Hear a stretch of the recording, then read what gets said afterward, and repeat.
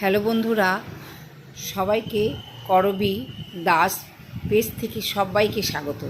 আজকে ষষ্ঠীর সকালবেলা আমি আজকে প্রাকৃতিক দৃশ্যটাকে একটু তুলে ধরলাম।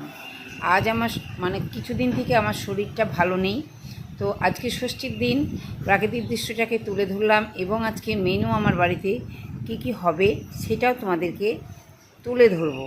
তো বন্ধুরা, আমার এই ব্লগটা তোমরা অবশ্যই দেখবে এবং কেমন লাগছে একটু কমেন্ট বক্সে অবশ্যই কমেন্ট করবে। আমি সত্যিই খুব অসুস্থ, জানি না কবে সুস্থ হবে। এবার দেখো, আজ মর্নিংয়ে চিংড়ি মাছের মালাইকারি হচ্ছে। তো আজকে ষষ্ঠী, সেইভাবে বাইরে থেকে আমি সব খাবার এনেছি, বাড়িতে অতটা কিছু করা হয়নি। তো চিংড়ি মাছের মালাইকারি হচ্ছে, সেটা আমি করতে পারছি না, আমার যে রান্নার হেল্প করে বুচি সেই করছে। তো চিংড়ি মাছের মালাইকারি দেখো, চিংড়ি মাছের ঠ্যাংগুলো আছে সেটাও দেওয়া হবে।